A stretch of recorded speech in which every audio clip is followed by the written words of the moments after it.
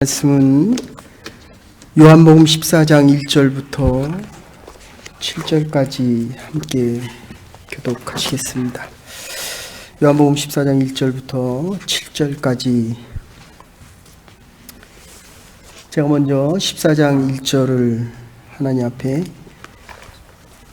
교독합니다. 14장 1절입니다. 너희는 마음에 근심하지 말라. 하나님을 믿으니 또 나를 믿으라. 내 아버지 집에 거할 곳이 많도다. 그렇지 않으면 너희에게 일러드리라. 내가 너희를 위하여 거처를 예비하라고 하니. 요한복음 14장 3절입니다. 가서 너희를 위하여 거처를 예비하면 내가 다시 와서 너희를 내게로 영접하여 나 있는 곳에 너희도 있게 하리라. 내가 어디로 가는지 그 길을 너희가 아니라. 도마가 이르되 주여 주께서 어디로 가시는지 우리가 알지 못하거늘 그 길을 어찌 알겠사옵나이까. 예수께서 이르시되 내가 곧 길이요 진리요 생명이니 나를 알지 않고는 아버지께로 올 자가 없느니라. 7절 함께 보십시다. 너희가 나를 알았더라면 내 아버지도 알았으리로다. 이제부터는 너희가 그를 알았고 또 보았느니라. 아멘. 성령의 하나님 다섯 번째 말씀입니다. 몸이 다시 사는 것과 영원히 사는 것을 믿사옵나이다. 아멘 하는 말씀입니다. 예수님에 대한 것 10번에 대한 말씀은 요거 성령에 대한 거 끝난 후에 하도록 하겠습니다.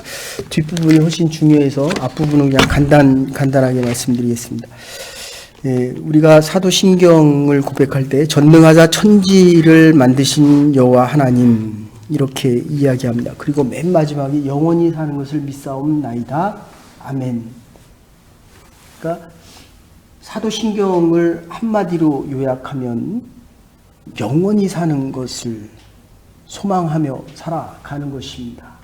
그런데 우리가 살다가 보면 이 땅에서 살기 때문에 뒷부분 가서 다시 말씀입니다. 이 땅에 살기 때문에 이 땅에서의 성공과 명예와 부귀가 훨씬 더 중요하게 여겨집니다. 그러니까 우리의 소원을 하나님 앞에 간구하는 게 맞습니다. 그러나 영원히 먼저 들어가야 됩니다. 영생이 먼저 들어가야 된다는 것입니다. 그런데 우리가 살기 위해서 살아가면서 영생을 나중에 구하게 됩니다. 사도신경을 다시 요약하면 하나님, 그리스도, 성령, 그 다음에 나오는 게 교회입니다. 교회가 요 가운데 들어가 있습니다. 그 다음에 들어가는 것이 성도의 교제입니다.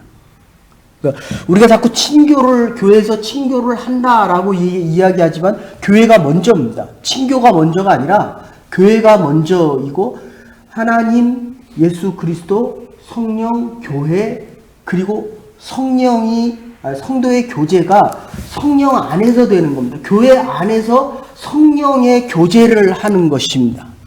그런데 내 소원을 영생 앞에 구하게 되면 성도의 교제도 교회 안에서 구하는 게 아니라 교제가 먼저라는 것입니다.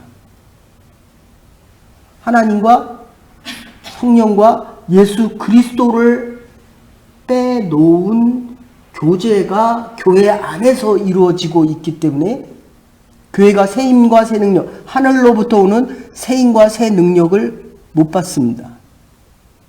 그러니까 우리가 교회 안에서 성령의 힘과 능력을 받지 못하면 교회 밖에 나가서 또는 교회에 있는 사람들과의 관계에서도 교제를 먼저 원한다는 겁니다. 교회 안에 나오는데도 외로워요.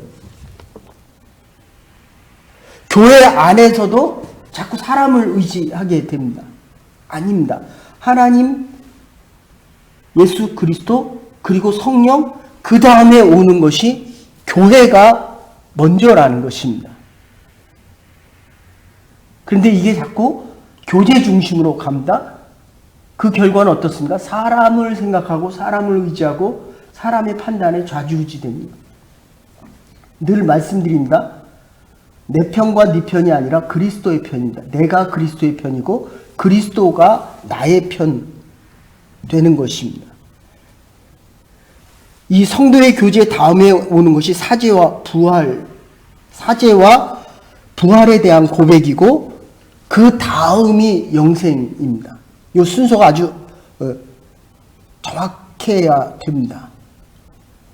그리고 다음에 오는 것이 영생에 대한 고백을 하고자 하는 이 삶 속에서 생명의 지속에 대한 본능 그리고 사죄와 부활이 전제되어 있어야 한다는 것입니다. 죄된 생은 영생이 아닙니다. 저주 아래 있는 생은 영생이라고 불리지 않습니다. 죄사함 받은 생명, 죄사함 받은 하나님의 자녀로서의 삶과 생명을 영생이다. 그러니까 우리 수요일날 죄사함에 대한 말씀을 드렸습니다. 죄에 대한 사죄함이 없이는 영생의 삶이 없음에도 불구하고 우리가 살아가는 삶 속에 자꾸 원하는 것이 죄사함 없는 출세와 죄사함 없는 내가 바라는 삶을 이루기 원하는 그 소원을 가지고 살아간다는 것입니다. 죄사함 받은 생명, 죄사함 받은 하나님의 자녀로서의 생명을 요걸 영생이라고 이야기합니다. 영생의 의미가 확실하게 그동안 교회에 얼마나 오래 나왔습니까? 죄사함을 받은 자녀로 살아가는 것. 이것이 영생의 삶이라는 것입니다. 이거 조금 더 구체적으로 설명합니다. 그래서 우리가 영생에 대한 죄와 사망으로부터의 자유와 이 자유 안에 영원한 생명을 이야기합니다. 그래서 성경 안에서 두 가지에 대한 구원이 나오는데 하나는 구원에 대한 이야기고 하나는 영생에 대한 것입니다. 구원은 좀 단순한 것입니다. 그리고 현재적입니다. 근데 영생은 좀 더 적극적이고 미래적인 것입니다. 구원은 과거에 대한 것이 훨씬 더 많지만 영생은 미래에 대한 것이 완전한 구원이기 때문에 미래에 대한 것이 훨씬 더 많다는 것입니다. 그래서 이 영생에 대한 것을 심리학적으로 자꾸 이해하려고 합니다. 죽음으로부터의 공포, 죄악이 만연한 세상으로부터 벗어나기를 원합니다. 그래서 불교에서는 이 영생을 니르바나라고 표현합니다. 부처님의 머리 위가 어떻습니까? 동양인인데 머리가 곱슬입니다. 근데 머리가 곱슬인 것은 그게 벌레들, 지렁이들, 벌레들이 있는 것을 이야기합니다. 머리가 자꾸 복잡한 거예요. 그래서 이 번뇌가 없어지는 것을 이야기합니다. 괴로운 생각, 미운 마음, 배고픈 생각들, 이것을 벗어났을 때 흔히 영생이다라고 이야기합니다. 정신적인 고민과 어려움을 이야기합니다. 이거 달팽이가 없어지면 정신적인 고민과 갈등과 생각들이 없어지면 영생이다라고 이야기하는데 이거는 정신적인 벗어남을 이야기합니다. 고통에 대한 냉정한 자세로 영생이라고 생각하지만 그렇지 않습니다. 그리고 죽음을 회피하지 않고 현실로 받아들입니다. 고통도 받아들입니다. 그러나 실존주의자들은 보통 이것을 인간은 고통의 존재이고 고통의 존재라는 사실을 아는 것이 고통으로부터 벗어나는 것이다. 그리고 두 번째, 일반적으로 이 영생에 대한 것을 immorality, 영혼 불멸이라고 생각합니다. 종교에서 흔히 얘기하는 것입니다. 영혼은 영원하다고 생각하고 육체의 부활은 인정하지 않습니다. 실존적으로 설명하면 정신만이 가치가 있고 육체적인 생활은 의미가 없다라고 생각하는 영혼 불멸을 이야기합니다. 조금 줄여서 얘기하면, 그리고 셋째로 구약성경을 읽다 보면 자꾸 스올과 죽음이라는 얘기가 많이 등장합니다. 영생이 없는 것처럼 자꾸 율법학자들은 이야기합니다. 조금 복잡하니까. 그래서 구약에서 이 영생의 의미가 좀 약하다라는 표현은 또 많이 쓰는데 죽음 없는 영생은 결코 없다는 것입니다. 죽어야 영생을 얻을 수 있다는 것입니다. 그래서 요단강을 어떻게 건너느냐, 이게 더 중요합니다. 그냥 사는 것이 아니라 어떻게 살고 어떻게 하나님 품에 안길 수 있느냐가 더 중요합니다. 이게 서론적이라고 얘기한다면 이제 넷째, 부정하지 않는 상태에서 내세를 긍정하려고 합니다. 그러니까 지금도 좋고 this age도 좋고 그 다음에 the age to come, 다가오는 세대도 좋고 영적인 생명이 아닌 질적인 생명이 훨씬 중요한데도 이 땅도 좋고 저 하늘도 좋고 이렇게 생각하는 영생에 대한 네 가지의 생각이 있습니다. 그런데 지금부터 기독교에서 얘기하는 이 영생의 의미가 과연 뭘까라고 얘기할 때 영생은 첫 번째로 하나님의 선물이라는 것입니다. 내가 원해서 구원을 받는 게 아니라 내가 이 자리에 나와 영생을 얻을 수 있었던 것은 하나님의 선물이다.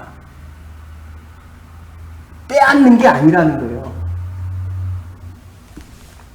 영생은 하나님의 선물이기에 하나님의 약속이라는 것입니다. 성경적인 의미에서 볼 때 영생은 하나님의 약속이요 하나님의 선물인데 돌을 닦고 극기하고 적선을 하며 고백을 할 때 쟁취하는 것이 결코 아니라는 것입니다.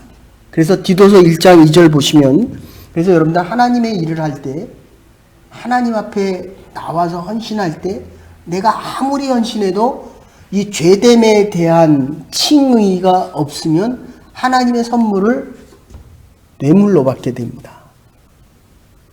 내가 일을 했기 때문에 나에게는 왜 이 일을 안 시키냐라고 하면 막바로 시험에 빠집니다. 선물이에요, 선물. 하나님이 주셔야만 받을 수 있는 것이다. 그러니까 나에게 없다면 그것은 하나님이 나에게 주시기를 원치 않는다는 거예요. 근데 돈이 없는데도 돈을 번 사람은 뭐라 그래요?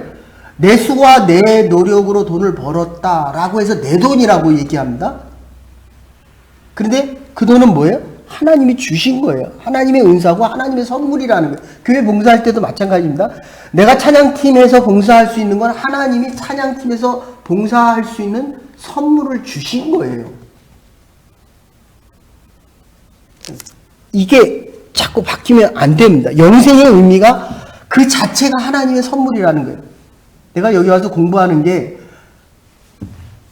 하나님이 나를 보내신 거예요. 아빠의 돈을 통해서 내가 왔지만 하나님이 나의 꿈과 비전을 하나님의 계획 안에서 이룰 수 있기 위해서 주신 하나님의 선물이라는 걸 결코 잊으면 나중에 내가 어려워지면 이 페이스, 신앙이라는 것 자체가 흔들리게 됩니다. 그래서 디도서 1장 2절에 보시면 영생은 거짓 없으신 하나님의 영원한 때 전부터 약속하신 것이다. 약속의 선물이다. 이렇게 표현합니다. 하나님의 약속하심을 말씀하고 있습니다. 로마서 6장 23절에도 죄삭은 사망이요 하나님의 은사는 그리스도 예수 안에서 우리 안에 있는 영생이니라. 로마서 6장 23절에 그리스도 예수 우리 주 안에 있는 영생이다. 그리고 누가복음 23장 43절에 마지막 십자가에서 예수 그리스도에게 나에게 은혜를 베풀라고 하는 그 강도에게 주시는 오늘 내가 나와 함께 낙원에 있을지어다. 하나님이 예수님이 우리에게 주시는 선물이다. 그래서 이 영생의 가장 중요한 것 하나는 영생은 하나님의 선물이다. 이게 첫 번째입니다. 잊지 마십시오. 내가 영원한 삶으로 살아갈 수 있고 하나님의 자녀로 살아갈 수 있는 것은 내가 쟁취한 게 아니에요. 하나님이 주신 선물입니다. 나에게 있는 모든 것이 하나님의 선물이에요. 하나님이 주신 것입니다. 오늘 찬양을 했습니다. 하나님이 은혜 베푸셔서 아침을 깨워주셨고 영감을 주셔서 하나님의 사람으로 찬양할 수 있는 선물이다. 이게 영생의 첫 번째입니다. 하나님의 선물이다. 두 번째는 영생은 부활 후 생명의 변화를 통하여 그리스도적인 변화를 이야기합니다. 이제 우리가 영생을 얻으면 그리스도께서 계신 그곳, 그리스도와 함께하는 곳이라는 겁니다. 그리스도를 믿고 살다가 그리스도가 계신 그곳에서 그리스도께서 먼저 부활하사 이루신 그 생명과 같은 변화를 우리도 이루게 되는 것입니다. 영생의 두 번째는 그리스도적인 변화입니다. 영원히 하나님 나라에 가는 것도 있지만 현재에서는 하나가 하나님의 선물이라고 얘기한다고 한다면 두 번째 영생은 그리스도적으로 변화되어져 가는 것입니다. 내가 하는 취미활동보다도 그리스도를 만나는 게 더 기뻐요. 더 감사합니다. 공부하는 것보다도 주사바늘 꽂는 것보다도 하나님의 말씀 듣는 게 더 좋아요. 예? 게임하는 것보다도 찬양하는 게 더 좋아요. 내가 좋아하는 것보다도 그리스도적으로 자꾸 변화되어져 가는 것입니다. 이게 영생의 두 번째라고 한다면, 그래서 빌립보서 1장 23절을 24절에 보면 바울이 그러잖아요. 내가 그 두 사이에 끼었으니 떠나서 그리스도와 함께 있을 욕망을 가진 이것이 더욱 좋으나 그러나 내가 육신에 거하는 것이 너희를 위하여 더 유익하니라. 내가 원하는 건 빨리 하나님 편에 그리스도 앞에 가기를 원하는 것, 원투지만 나에게 니드한 것은 너희들과 함께해서 그리스도의 복음을 전하고 듣는 것이 너희들이 더 원하기 때문에 내가 너희와 함께하노라. 그러니까 여러분들 한번 내가 정말 힘들다고 생각할 때 그리스도에게 가는 것이 더 좋은가? 여기 있는 것이 좋은가? 이 땅에서 위안을 받는 것이 더 좋은가를 한번 생각하시고, 또 다른 하나가 있다고 한다면, 정말 내가 하나님 나라를 가기를 원한다고 한다면 그 안에 있는 게 이게 죽음이라는 것이 있어야 되거든요. 죽음에 대해서 내가 담대하게 맞이할 수 있는가? 죽음을 토하지 않고는 부활이 없고, 부활의 생명이 없이는 영생을 가질 수 없기 때문에 이 땅이 좋은가 하나님의 나라가 더 좋은가를 늘 생각하세요. 그러면 내가 지금 죽어도 좋은가? 라는 질문을 하면 거의 대부분의 내가 이 땅에 소망을 두면 지금 죽고 싶지 않아요. 이게 아주 명쾌해집니다. 그러면 세 번째, 영생이라는 게 이게 뭐라 그랬어요? 지금의 변화예요. 지금. 그래서 점점 변화돼서 성화되어져서 영생을 얻는 그 영화로운 삶이 더 좋은 거거든요. 어쨌든 두 번째는 그리스도적인 변화, 이게 영생이라는 것입니다. 그래서 바울은 여기보다도 주의 편에 가는 게 더 좋다는 거예요. 그런데 너희들을 위해서 내가 아직도 있다. 요한복음 17장 3절에도 영생은 곧 유일하신 하나님과 그의 보내신 자 예수 그리스도를 아는 것이라고 이야기합니다. 인격적인 측면에서 소유가 인격적으로 내가 하나님을, 예수 그리스도를 아는 것이다. 지금 이렇게 표현합니다. 영생을 내가 알고 영생의 삶을 그리스도적으로 변화시키면서 살기 위해서는 알아야 될 것을 알아야 된다. 이런 뜻이에요. 그리스도적으로 변화되어지는 것이 영생이다 라는 것을 알아야 된다는 것입니다. 근데 이걸 몰라요. 모르고 살아가요. 영생이 얼마나 소중하다는 것. 그래서 이 안다는 것은 원리적으로 아는 것과 사건적으로 아는 것, 체험하여 아는 것이 있습니다. 예수 믿으면 구원받는다고 알지만 구원받은 자로 체험하여 살아가는 사람이 얼마나 되느냐는 거예요. 교회 나와서 하나님께 봉사합니다.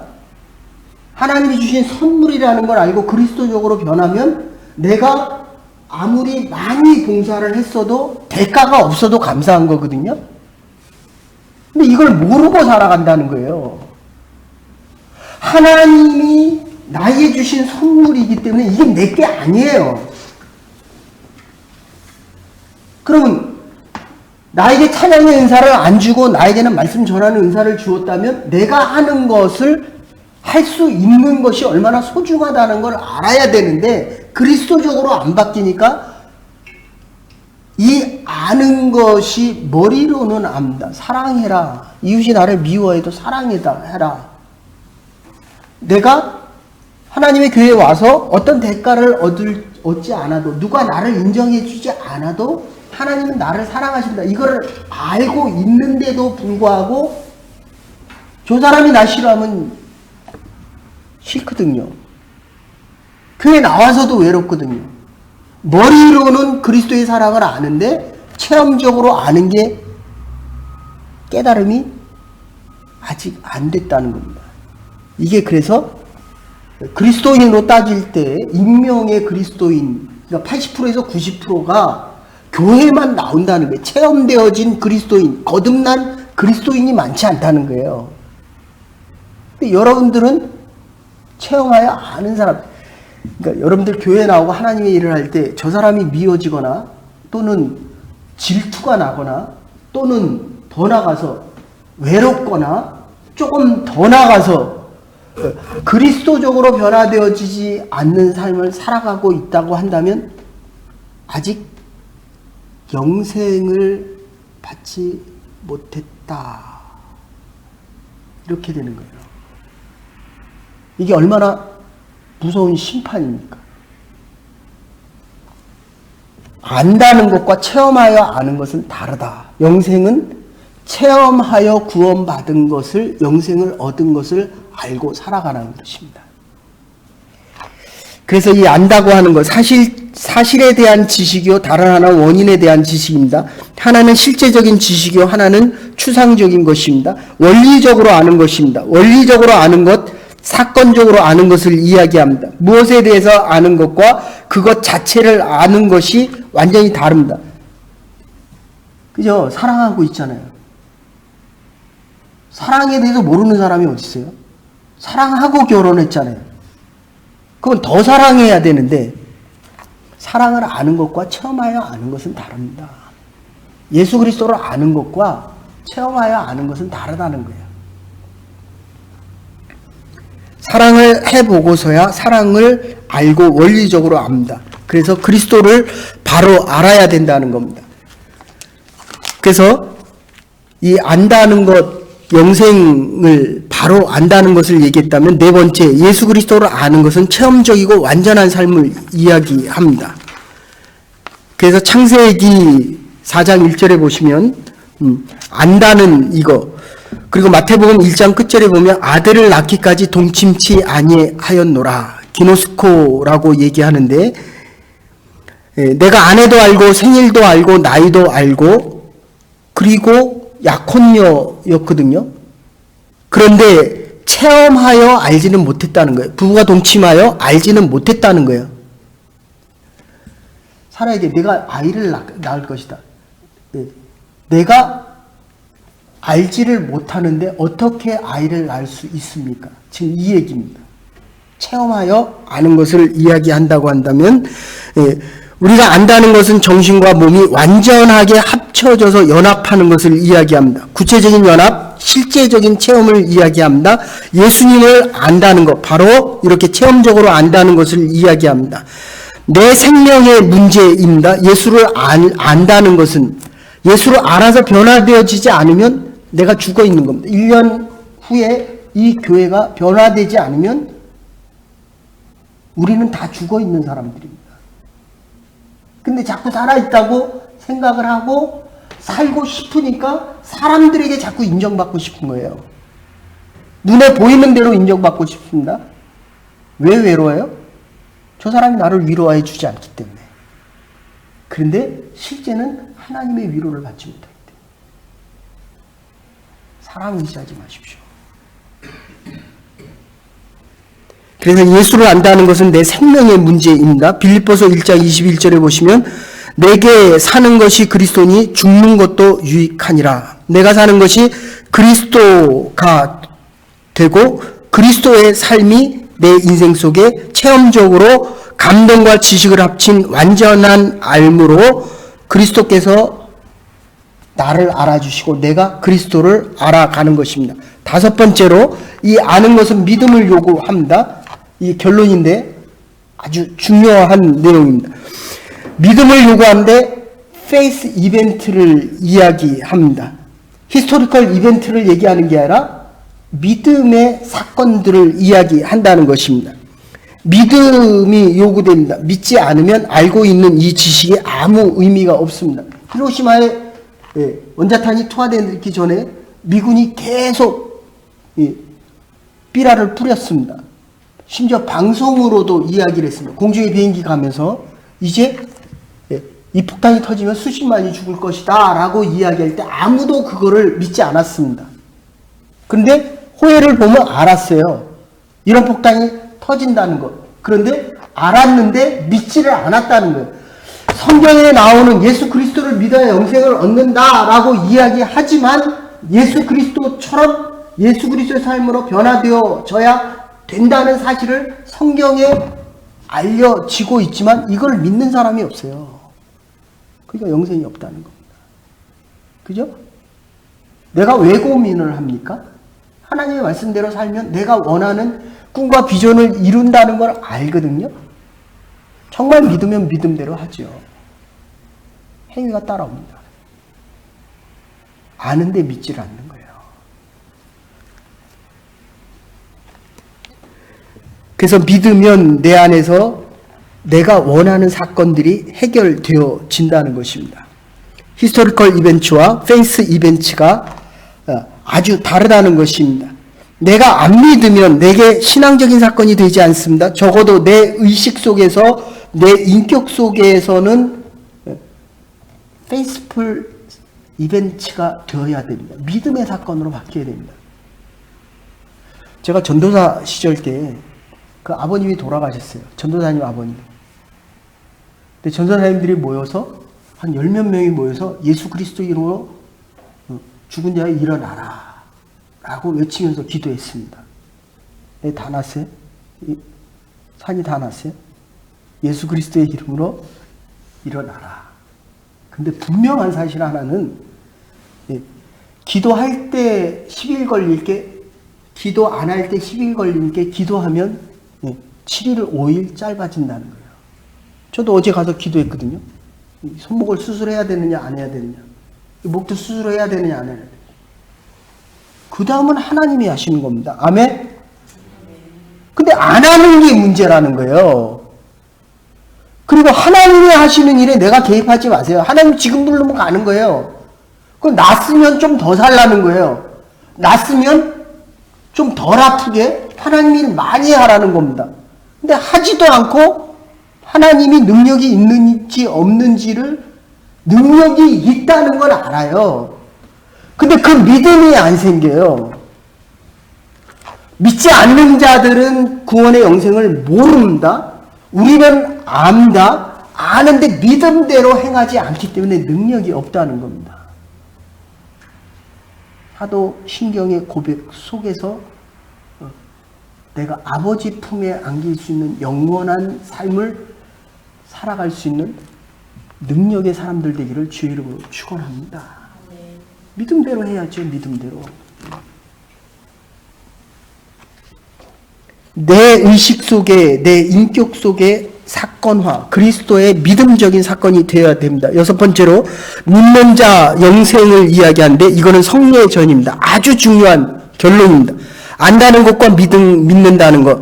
약속은 선물이고 이 선물 속에 순종과 충성이 들어가 있습니다. 요한복음 3장 16절과 5장 24절을 보시면 그리스도를 믿는 자마다 영생을 얻었다라고 이야기합니다. 현재 영생을 가지고 있다는 것입니다.